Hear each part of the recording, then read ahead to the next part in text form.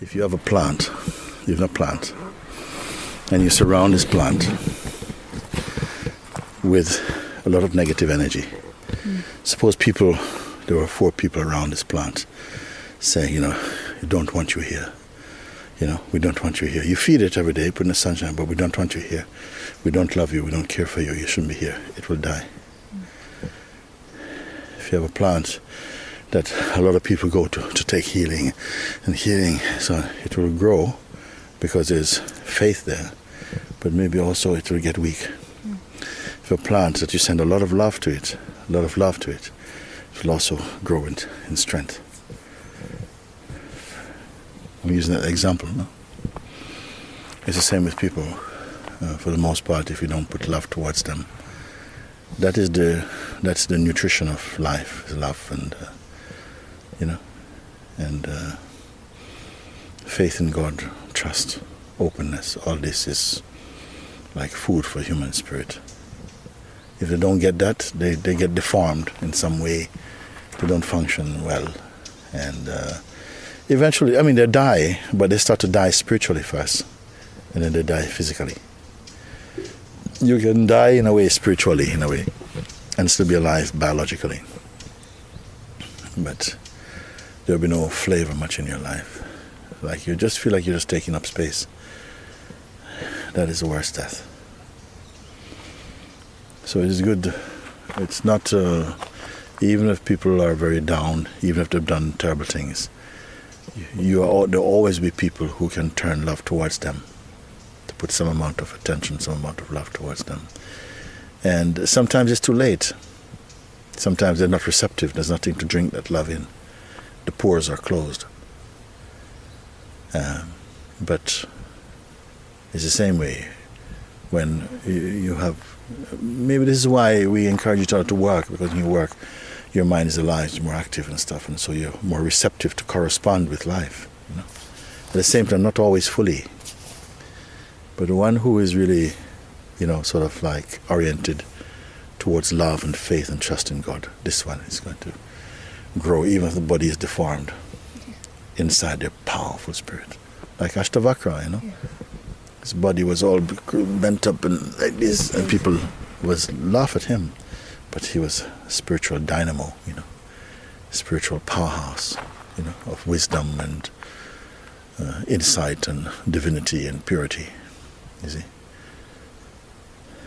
I think the story of Ashtavakra was the king wanted to speak with wise people or something like this. And he asked for all the wise people to come. People came from all over. And then amongst them was this boy whose body was deformed in 8 places like this. And some of the other people in the queue were laughing. I said, where are you going with that? And nobody is going to, you're not going to go very far. Why are you in this queue? And he would laugh. And they took insult. Why are you laughing? What have you got to laugh about? Look at you. And he said, well, I'm laughing because I find you funny.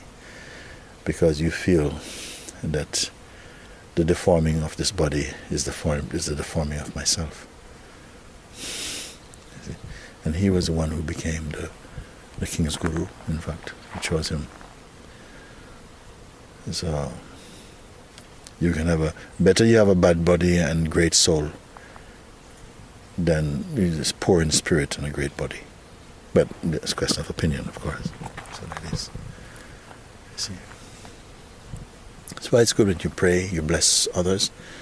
You bless also your power, you empower your spirit, because you have a good intention, good vibration. You turn that vibration, like you turn the vibration of goodness towards everybody. Bless you, bless you, bless you. Then it raises up your power also, because you bless, you're sending goodwill towards all beings. You don't want to keep it for you. That makes you selfish. To want to take makes you selfish. To give makes you rich. One who gives is rich, the one who keeps is poor. or not just keep, but clutch, clutch. But back to the first point, even if your body is not well, but inside you don't have a feeling of blame or complaint and so on, keep inside your house clean. Even if outside looks really raggedy, inside is clean, empty, fit for God's presence, then you're living in a mansion. But if inside is dirty feelings, but outside looks very fit and everything, then you're just touting for business. You see. What is good to remember is inside. When you discover the self, it's all purity, all joy, all light. Free of desire. The one who is free of desire is rich, is complete, is content, is happy. And this is our final discovery, our ultimate truth, our profound understanding. And this is the good news, I feel, to humankind and all beings, that our inmost truth. And it's not on the layers and layers and layers of anything, it's right here. It only seems somehow to be veiled by our thinking, and veiled by our negative thoughts, not just by negative thoughts, but accepting negative thoughts, identifying with them, embracing them, making use of them, keeping company with them. If you don't do this, it's not difficult to feel the space, the peace, the joy, the light of the living God in you. And this is health. That is what, in my view, I say this is health. So health to all beings. Health to all beings mean that may your heart never be shrouded by ignorance or arrogance, but be sort of freed from the veils of delusion, and be happy. Okay. Good.